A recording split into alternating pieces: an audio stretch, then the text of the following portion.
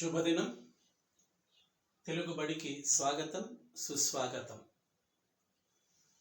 అర్ధాలంకారంలో 6వది అర్ధాంతర న్యాసాలంకారం. ఇక్కడ అర్ధాంతర న్యాసాలంకారాన్ని గురించి లక్షణాన్ని చెబుతూ సామాన్య విశేషయోః ఉక్తి అర్ధాంతరన్యాస అంటున్నాడు. సామాన్య విశేషయోః ఉక్తి అర్ధాంతరన్యాస అంటే సామాన్య విశేషయోః అంటే సామాన్య విషయము, విశేషయో అంటే విశేష విషయము గూర్చి ఉక్తి అంటే చెప్పుటయే అర్ధాంతరన్యాసము. అంటే ఇక్కడ మీకు ఏమర్థమవుతుంది? అర్ధాంతరన్యాసాలంకారంలో తప్పనిసరిగా సామాన్యము, విశేషం అనేటువంటి రెండు విషయాలు ఉంటాయి, రెండు అంశాలు ఉంటాయి.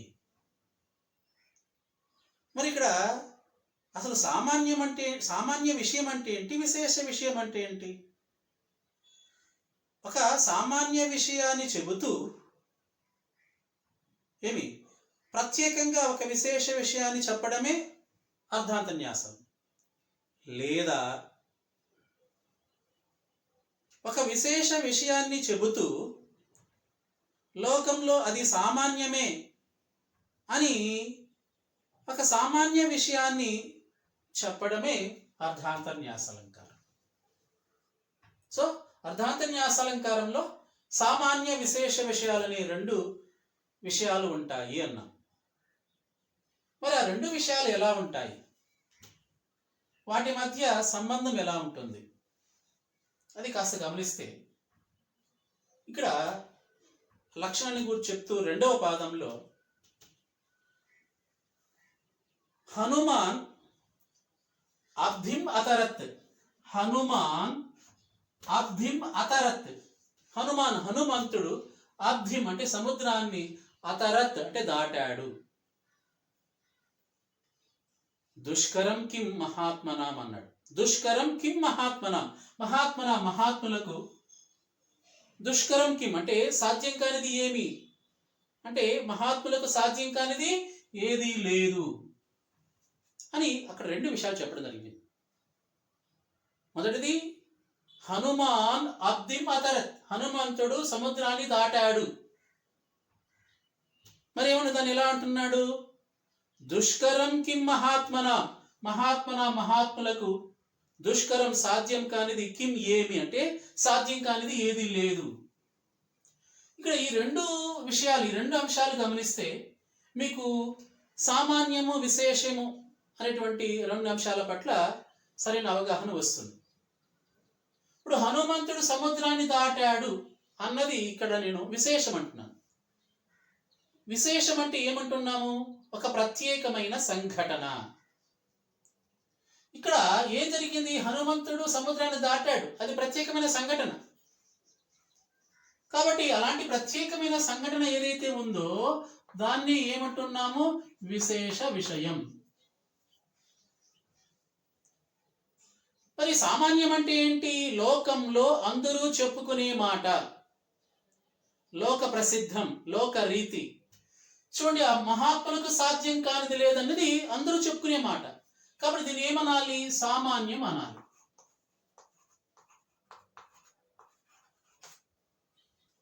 సో మొత్తం మీద ఏదన్నా ఒక ప్రత్యేకమైన సంఘటన జరిగి ఉంటే దాన్ని విశేషమని, లోకంలో అందరూ సహజంగా చెప్పుకునేటువంటి లోక ప్రసిద్ధతను, లోక రీతిని ఏమంటున్నాము? సామాన్యమని చెబుతున్నాం. మరి అటువంటి ఆ యొక్క సామాన్య విశేషాల మధ్య ఏం జరుగుతుంది? సమర్థన. ఏంటి సమర్థించడం అంటే? ఉదాహరణకు ఒక వ్యక్తి కష్టపడి తను అనుకున్నది సాధించాడు అనుకుందాం. సో ఆ వ్యక్తి పేరు ఒక రాజేష్ అనుకుందాం. రాజేష్ బాగా కష్టపడి తను అనుకున్నది సాధించాడు. కష్టపడే వారికి ఏదైనా సాధ్యమే. మొదట ఏమన్నాను? రాజేష్ కష్టపడి తను అనుకున్నది సాధించాడు. కష్టపడే వారికి ఏదైనా సాధ్యమే. ఇక్కడ రెండు విషయాల గురించి మాట్లాడు.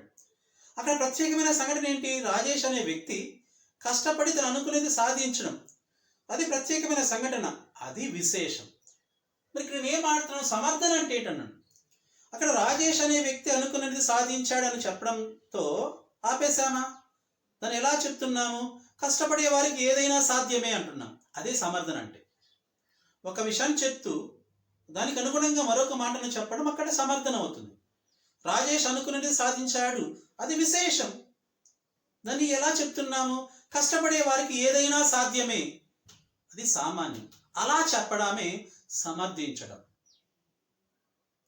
సో ఇక్కడ అలా చూసినప్పుడు హనుమంతుడు సముద్రాన్ని దాటాడు అన్నది అది విశేష విషయం.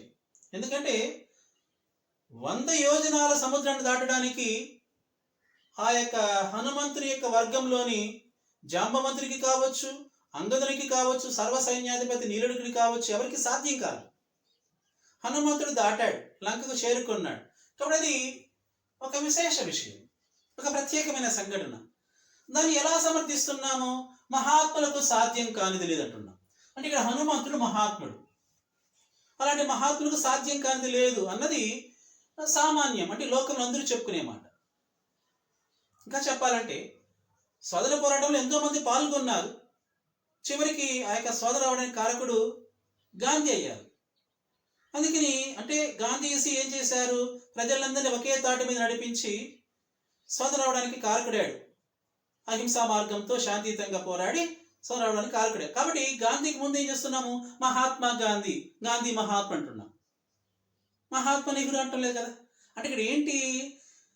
మహాత్ములకి ఏదైనా సాధ్యమే అన్నది లోకంలో అందరూ చెప్పుకునే మాట. సో అలా లోకంలో అందరూ చెప్పుకునే మాట ఏదైతే ఉందో, లోక ప్రసిద్ధత ఏదైతే ఉందో, లోక రీతి ఏదైతే ఉందో, దాన్ని సామాన్యం అంటున్నా. ఈ రెండు విషయాలు మీకు సరిగా అర్థం కావాలి. అవి అర్థమైన తర్వాత ఏం జరుగుతుంది? అక్కడ సమర్థన. సమర్థన అంటే ఏంటో చెప్పాను. ఒక విషయం చెప్తున్నప్పుడు దానికి అనుగుణంగా మరొక మాటని అక్కడ చెప్పడమే సమర్థన. గాంధీజీ అనుకున్నది సాధించాడు, స్వతంత్ర రావడానికి కారకుడయ్యాడు, అది ప్రత్యేకమైన సంఘటన. మహాత్ములకు ఏదైనా సాధ్యమే, దాన్ని అలా చెప్పడమే సమర్థన అంటున్నాం. సో అలా ఇక్కడ మనకు మొదటి మాట సామాన్యం కావచ్చు లేదా విశేషం కావచ్చు. మొదటి మాట సామాన్యమైతే దాన్ని ఏమంటాము? సామాన్య విషయాన్ని విశేష విషయంతో సమర్థించుడు అంటాం. అలా కాకుండా మొదటి మాట గానే విశేషమైతే, అంటే మొదట దేని గురించి చెప్తున్నాం? ఇక్కడ హనుమంతుడు సముద్రాన్ని దాటడం గురించి చెప్తున్నాం. అంటే ఇక్కడ విశేష విషయాన్ని గురించి మాట్లాడుతున్నాం. అప్పుడు దేన్ని సమర్థిస్తున్నట్టు?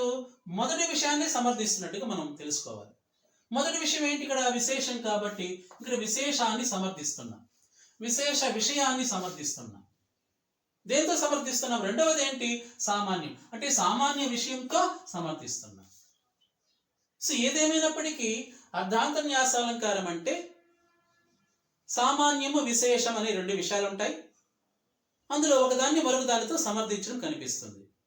అది సామాన్య విషయాన్ని విశేష విషయంతో కానీ లేదా విశేష విషయాన్ని సామాన్య విషయంతో కానీ ఎలాగైనా కావచ్చు, ఒకదాన్ని మరొక దానితో సమర్థించుటయే అర్ధాంతర్న్యాసాలంకారం.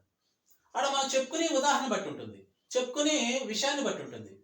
ముందుకు ఇక్కడ చెప్తున్నటువంటి ఈ మాటల్లో మొదటిది విశేషం కాబట్టి దాన్ని సమర్థిస్తున్నాం, రెండోది సామాన్యం కాబట్టి దానితో సమర్థిస్తున్నాం, విశేషాన్ని సామాన్యంతో సమర్థిస్తున్నాం.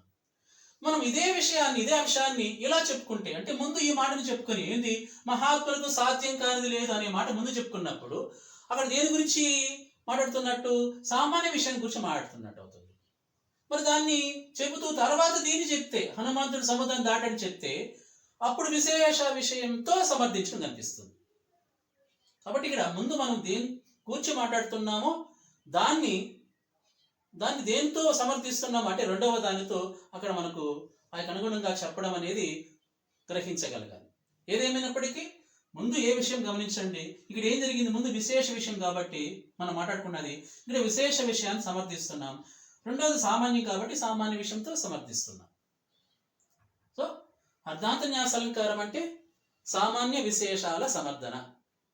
అంటే అక్కడ సామాన్య విషయాన్ని విశేష విషయంతో సమర్థించవచ్చు, లేదా విశేష విషయాన్ని సామాన్య విషయంతో సమర్థించవచ్చు. సో ఇక్కడ ఇదివరకు చెప్పుకున్నట్టుగా ఒక్కొక్క కవికి ఒక్కొక్క అలంకారం మీద ఆసక్తి ఉంటుంది. ఇక్కడ అర్ధాంత న్యాసాలంకారాన్ని ప్రయోగించడంలో కాస్త ఆసక్తి కలవాడు మహాకవి ఎవరు? కవి సార్వభౌముడు శ్రీనాథుడు. మరి దీని గురించి మనం మరికొన్ని ఉదాహరణలు గమనిస్తే ఇంకా సులభంగా అర్థమవుతుంది. మరికొన్ని ఉదాహరణలు గమనిస్తే, శివాజీ కళ్యాణి దుర్గాన్ని సాధించాడు, వీరులకు సాధ్యం కానిది లేదు. శివాజీ కళ్యాణి దుర్గాన్ని సాధించాడు, వీరులకు సాధ్యం కానిది లేదు. ఇందులో ఇదివరకు చెప్పుకున్నట్లే శివాజీ కళ్యాణ దుర్గాన్ని సాధించడన్నది ఇది విశేష విషయం. వీరులకు సాధ్యం కానిది లేదు అంటే లోక ప్రసిద్ధం, లోకంలో అందరూ చెప్పుకునే మాట, లోక రీతి. ఇప్పుడు ఇది సామాన్య విషయం. మరి ఇక్కడ ఏం జరిగింది? దేనితో సమర్థించడం జరిగింది? నేను ఏమంటున్నాను? చెప్పబడే మాటల్లో ముందు ఏమి ఇచ్చారు గమనించండి. ఇక్కడ ముందు ఏమి ఇచ్చారు? విశేష విషయం ఇచ్చారు. కాబట్టి ఇక్కడ సమర్థించడం ఏం జరుగుతోంది? విశేష విషయాలు. సో మొదటి దాన్ని రెండవ దానితో సమర్థించడం. సో ఇక్కడ విశేష విషయాన్ని సామాన్య విషయంతో సమర్థించడం అనేది కనిపిస్తుంది. అలాగే మరొక ఉదాహరణ, గొప్పవారితో కలిసి ఉండడం వల్ల అల్పులకు గౌరవం కలుగును. గొప్పవారితో కలిసి ఉండడం వల్ల అల్పులకు అంటే నీచులకు కూడా గౌరవం లభిస్తుంది. పూలతో పాటు దారం కూడా తలపైకెక్కుతుంది కదా. పూలతో పాటు దారం కూడా తలపైకెక్కుతుంది కదా. చూడండి, ఇందులో ఏది సామాన్యం, ఏది విశేషం? ఇక్కడ గొప్పవారితో కలిసి ఉండడం వల్ల అల్పులకు అనగా నీచులకు గౌరవం లభిస్తుందన్న మాట లోకంలో అందరూ చెప్పుకునే మాట, లోక ప్రసిద్ధం, లోక రీతి. కాబట్టి ఇదేమవుతుంది? మొదటి మాట సామాన్యం అవుతుంది. ఇక్కడ పూలతో పాటు దారం కూడా తలపైకి ఎక్కడం అనేది అది ప్రత్యేక సంఘటన, అది విశేషం. కాబట్టి రెండవది విశేష విషయం. కాబట్టి ఇక్కడ ఏం జరిగింది? మొదటిది సామాన్యం కాబట్టి సామాన్య విషయాన్ని విశేష విషయంతో సమర్థించడం జరిగింది ఇక్కడ. అలాగే మరికొన్ని ఉదాహరణలు గమనిస్తే ఇంకొంత అవగాహన ఏర్పడుతుంది. మరికొన్ని ఉదాహరణలు, మేఘుడంబుదికి పోయి జలంబు తెచ్చి ఇస్తాడు. మేఘుడంబుదికి పోయి జలంబు తెచ్చి ఇస్తాడు. లోకోపకర్తలకిది సహజ గుణము. లోకోపకర్తలకిది సహజ గుణం. ఇక్కడ మేఘం అంబుది కంటే సముద్రానికి పోయి జలం అంటే నీరు తెచ్చి ఇస్తాడు. అక్కడ ప్రత్యేకమైన సంఘటన కాబట్టి అదేంటది? విశేష విషయం. లోకోపకర్తలకి ఇది సహజ గుణము అంటే లోకంకి ఉపకర్తలు అంటే ఉపకారం చేసే వారికి ఇది సహజ గుణము అనేటువంటి మాట ఏంటి? సామాన్యంగా చెప్పుకునే మాట. కాబట్టి ఇది సామాన్య విషయం. మొదటిగా మీరు ఏ విషయమో గుర్తించగలిగితే తర్వాత చాలా సులభం. ఎందుకంటే మొదట మనం ఏం చెప్పుకుంటున్నామో దాన్ని సమర్థిస్తున్నాము, రెండోది ఏదైతుందో దాంతో సమర్థిస్తాం. కాబట్టి ఇక్కడ మొదటి దాన్ని రెండో దాంతో సమర్థించడం అనేది సర్వసాధారణం. కాబట్టి మొదటిది ఇక్కడ ఏంటి? విశేషం. కాబట్టి రెండవది సామాన్యం.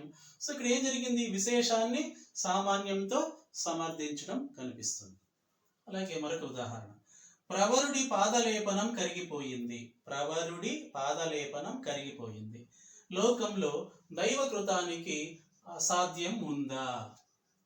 ప్రవరుడి పాదలేపనం కరిగిపోవటం అనేది అదొక విశేష విషయం, అది ప్రత్యేక సంఘటన. కాబట్టి ఇక్కడ ఏమవుతుంది? పైదానిలాగే ఇది విశేష విషయం. లోకంలో దైవకృతానికి, లోకంలో అంటే దేవుడు చేసేటువంటి పనికి అసాధ్యం ఉందా అంటే దైవం ఏమైనా చేయగలదు అంటే ఇక్కడ ఇదేంటిది? సామాన్య విషయం. సో పైదానిలాగే ఇక్కడ కూడా ఏం జరిగింది? మొదటిది విశేషం కాబట్టి విశేష విషయాన్ని సామాన్య విషయంతో సమర్థించడం కనిపిస్తుంది. సో ఉదాహరణ ద్వారా మీరు గమనించగలిగింది ఏంటంటే ఏది విశేషం, ఏది సామాన్యం, అది మొదటి గమనించాలి. మొదటి దాన్ని రెండవ దానితో సమర్థించడం కనిపిస్తుంది. అది ఏదైనా కావచ్చు, మొదటి దాన్ని రెండవ దానితో, మొదటి దాన్ని రెండవ దానితో. ఇక్కడ మొదటిది విశేషం కాబట్టి విశేష విషయాన్ని సమర్థిస్తున్నాం, రెండవది సామాన్యం కాబట్టి సామాన్యంతో సమర్థిస్తున్నాం. అలా విశేషాన్ని సామాన్యంతో కానీ సామాన్యాన్ని విశేషంతో కానీ అలా ఒకదాన్ని మరొక దానితో సమర్థిస్తే అదే అర్ధాంతర్న్యాస అలంకారం. మరి ఇటువంటి అర్ధాంతర్న్యాస అలంకారాన్ని ఉపయోగించడంలో ప్రసిద్ధత కలవారు శ్రీనాథ మహాకవి. తప్పనిసరిగా తెలుసుకోవాల్సింది అర్ధాంతర్న్యాస అలంకారంలో రెండు విషయాలు ఉంటాయి. ఒకటి సామాన్యం, మరొకటి విశేషం. రేపు సామాన్య విశేష విషయాలు కలిగినది అన్నప్పుడు అది అర్ధాంతర్న్యాస అలంకారం. సమర్థత ప్రాధాన్యత కలిగింది అన్నప్పుడు అది కూడా అర్ధాంతర్న్యాస అలంకారం. సో ఇక్కడ మనం ఏం తెలుసుకున్నాము? సామాన్య విశేషాలు కలిగినది అర్ధాంతర్న్యాస అలంకారం. అందులో ఆ యొక్క సామాన్య విషయము విశేష విషయం ఏవైతే ఉన్నాయో అవి ఏం జరుగుతాయి? ఒకదానికి మరొక దానితో సమర్థించడం అనేది కనిపిస్తుంది. ఇది అర్ధాంతర న్యాస అలంకారం.